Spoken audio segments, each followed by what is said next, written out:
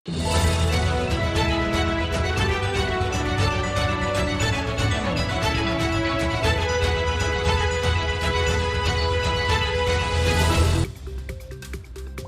маанилүү жаңылыктары менен тааныштырууну баштайбыз. Ак Кеме YouTube каналында сиздер менен Адилет Амангулов. Саламатсыздарбы? Ауганстандын борбору Кабул шаарындагы эл аралык аэропорт убактылуу бардык каттамдарды токтотту. Бул тууралуу чет элдик басылмалар жазып чыгышты. Маалыматка ылайык учурдагы кырдаалга байланыштуу Кабул эл аралык аэропорту убактылуу аскердик жана жарандык учууларды кабыл албайт жана аба каттамдарын ишке ашырбайт. Учурда америкалык аскерлер аэропорттогу коопсуздукту калыбына келтирүү үчүн иштеп жатышат. Коопсуздук үчүн Ауганстандын борборундагы аэропорттон аскердик да жарандыктагы учак келбейт жана чыкпайт деп жазылат маалыматта. Орусияда административдик укук бузган делинип кармалган кыргыз жарандары бошотулду. Бул тууралуу Кыргыз өлкөсүнүн Орусиядагы элчилигинен кабарлашты. Белгилүү болгондой, 14 августта консулдук бөлүмгө Нагатинск жана Новослободск метро станцияларынын жанында 23 кыргыз жараны кармалгандыгы жөнүндө маалымат түшкөн. Тиешелүү тараптар менен сүйлөшүүлөрдүн жүрүшүндө кыргыз жарандары тарабынан административдик укук бузуулар бар экени аныкталган. Консулдук кызматкерлердин аракети менен тиешелүү процедуралар аткарылып, административдик протоколдор түзүлгөндөн кийин бардык жарандар бошотулду дешти элчиликтен. Өлкө башчысы Садыр Жапаров Абу-Дабинин Мураскер ханзадасы Бириккен Араб Эмаратынын куралдуу күчтөрүнүн башкы кол башчысынын орун басары Шейх Мухаммед бин Заид Аль-Нахаян менен телефон аркылуу сүйлөштү. Президенттик аппараттын маалымат кызматынан кабарлашкандай, өлкөлөр ортосундагы соода, экономика жана инвестиция чөйрөлөрүндөгү кызматташтыкта өнүктүрүүнүн актуалдуу маселелери, ошондой эле коронавирус инфекциясынын жайылышы жана илдетке каршы күрөшүү боюнча биргелешкен чаралар талкууланды.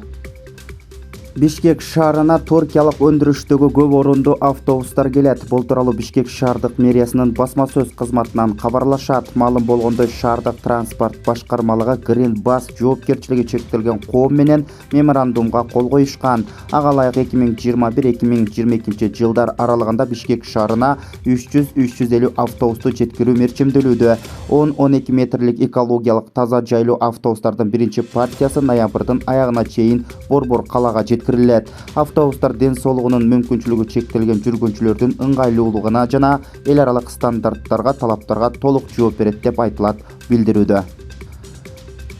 Ооган аба күчтөрүнүн айырмалоочу белгиси бар учак Өзбекстан менен чектешкен жерге кулап түшкөн айтылууда. Бул тууралуу газета УЗ гезити жазып чыкты. Ооган аба күчтөрүнүн белгилери бар учак 15 августтун кечинде Сурхан-Дарья облусунун Шерабад районунда кулаган. Интернетке кыйраган учактын бөлүктөрү, жабырлануучулар тартылган сүрөттөр жана видеолор тараган деп жазат басылма. Анда Өзбекстандын коргоо министрлиги учак кырсыгы тууралуу маалыматты изилдеп жатканы айтылат. 15 августта Талибан кыймылынын согушкерлери Ауганстандын борбору Кабулга кирип, өлкөнүн аймагын көзөмөлгө алганын жарыялашкан. Президент Садыр Жапаров Тышкы иштер министрлигине Афганистандын аймагында убактылуу жүргөн кыргызстандыктарды мекенге тез арада эвакуациялоону тапшырды. Президенттин басма сөз кызматынан кабарлашкандай, муну менен катар Афганистан аймагында убактылуу жүргөн кыргыз жарандары менен дайыма байланышта болуп, алардын коопсуздугун камсыз кылуу чараларын күчөтүү керектигин белгиледи. Эске сала кетсек, Талибан кыймылы Кабулга кирип келди. Акыркы маалымат боюнча президент Ашраф Гани отставкага кетип, бийликти тынчтык жолу менен өткөрүү боюнча сүйлөшүүлөр жүрүп жатат. Ысык көл облусунун Чолпон Ата шаарындагы пансионаттардын биринде 18 жаштагы бала сууга чөгүп кетти. Окуя тууралуу видеону интернет колдонуучу социалдык тармакка жарыялаган. Андагы маалыматка ылайык алгач 3 бала чөккөн. Аларга эч ким жардам берген жок, баары күлүп карап турушкан. Кум жээкте куткаруучулар болгон эмес. Кийинчерээк эс алуучулар жардамга келишип 2 баланы алып чыгышты. Ал эми үчүнчүсү чөгүп кетти, эч ким аны таба албай жатты. Жардамга чакыргандан кийин башка кум жээктен куткаруучулар келишип, баланы таба албай коюшту. 10 мүнөткө созулган издөө иштеринен кийин баланы таап суудан алып чыгышкан. Бирок кеч болуп калды деген окуянын күбөсү. Ауганстандын президенти Ашраф Гани Оман султанында экени айтылууда. Бул тууралуу чет элдик басылмалар өздүк булактарына таянуу менен жазып чыгышты. Маалыматта жазылгандай, Ауганстандын президенти Ашраф Гани Оман султанындагы экени айтылганы менен аталган өлкөнүн бийлиги мындай маалыматты четке каккан. Ауганстандын президенти 15 августта өлкөдөн согушту болтурбойчу кеткени айткан.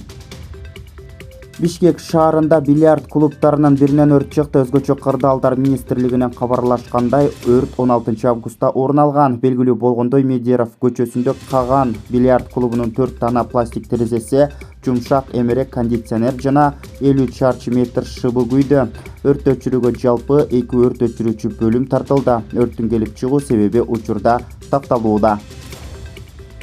Францияда супермаркеттердеги сатылбаган тамак аштарды жок кылууга тыюу салынат. Бул тууралуу чет элдик маалымат каражаттары жазып чыгышты. Маалыматка ылайык ашыкча тамак аштарды кайрымдуулукка жана малга тоют катары берүү керектиги айтылат.